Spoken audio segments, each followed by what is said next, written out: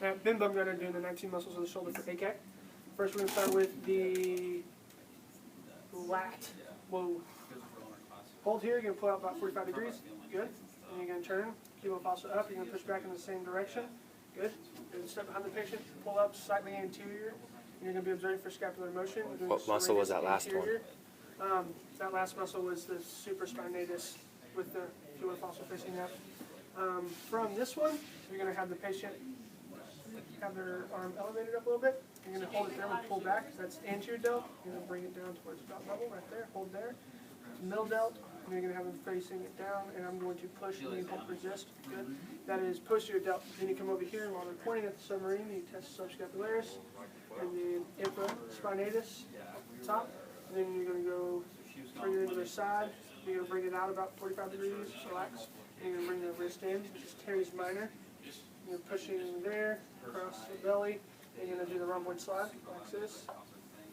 Hold that here. And what I'm doing here is we're bringing for scapular motion again. Good. And then you're going to depress the shoulder and bring it back. And then you're going to pull again. It's levator scap. You're also observing for scapular motion on that one. From there, you're going to just have the patient relax. You're going to bring the arm out about 45 degrees. You're going to wrap around, and you're going to push posterior and lateral, and that's for coracobrachialis. Go ahead and go face out, or face up for me, sorry. Face up. Next we're going to do pec sternal, pec major sternal. So basically we're going to have the patient's arm, and we're going to be separating the fibers that are basically right here. So we're stabilizing over here below the ASI, so pushing up. Patient resists, it's good. Come to the head of the table. Pec major clavicular, which is fibers right here. You're pushing straight across, maybe slightly inferior, and it's good. Relax. Then you walk over here. We're going to have the patient roll this shoulder up towards us. And then you're going to go as flat drive as you can. And you're going to push almost inferior to superior and rounding the shoulder so you can relax. That was also good. And then you have the patient sit up. Just pec minor for this one, in case I didn't say that. And then right here, you're going to have the patient bring this shoulder and this ear together. You're going to have them rotate their head away. And then you're going to place your hands back of the head and the shoulder, and you're just going to try and separate that, and that's for upper trap. If you can go ahead and lay that down. Face down. Thank you. These next two are going to be lower trap and middle trap, which I'm observing for scapular motion on both of those. For lower trap, you're going to have the patient with their thumb up, and you're going to have this line intersecting about T12, which is right there. And you're going to tell them to hold right here, and you're going to just push straight down towards the forward, observing for scapular motion. And we're going to do middle trap when we're in a section about CT junction. So do that, ask them to resist. And then the last one is teres major. So you're going to have their hand right there. I'm just going to do this for video purposes. You're going to stabilize over here, and you're going to push back across in an arcing motion. Alright, so now I'm going to do the 5 factors on my muscle, which is anterior delt. We're going to have the patient stand, and they're going to go weak. Then we're going to have the patient TL for nerves, so just go ahead and do broad contact on the back of the neck.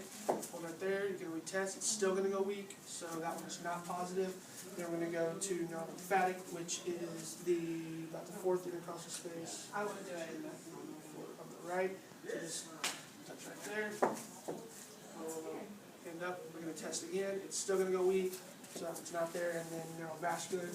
Right about there on top. We retest for that one. It also goes weak. Then we're going to do the CSF. So go ahead and take a deep breath in and hold. And that makes it go strong. And we blow it all out. And it's still weak, so you know he has an inhalation assist fault. So we'll write that down, come back to it, and then we're going to do the acupuncture meridian correspondence, which is lung, so the alarm point for lung, got right there, so go ahead and put that there. Test, and it's strong, so we know that we have that one as well. So go ahead and put that down. So first one we're going to do is, just go ahead and do CSF, and we can do it standing. What we're going to do is we're going to have the patient, actually, no, go ahead and lay face up. We'll just do it this way.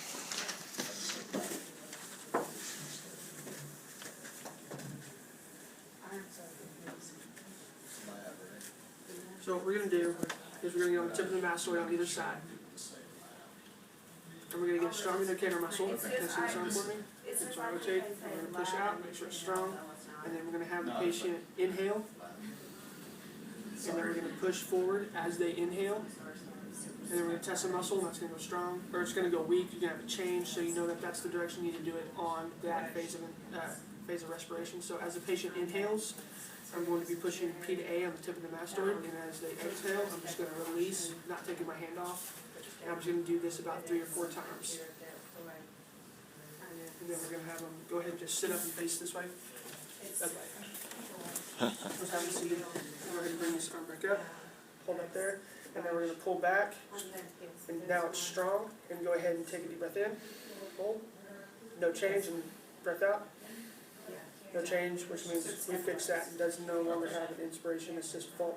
Next is the acupuncture meridian correspondence. The alarm point was lung, and then the tonification. Let's go ahead, yeah, we'll retest it, take it apart real quick. Test it clear, strong, put it back on there. Test it, it goes weak, change, you know, you have a response. The tonification point for this is going to be on the ipsilateral side. It's lung 9. It's about right here at the crease of the wrist on the thumb side. And we're just going to tap this about 10 to 15 seconds and then retest. Tonifying his lungs. Yeah. Well, and it's still strong. Go ahead and re-TL. And there's no change. So those are the 5 factors.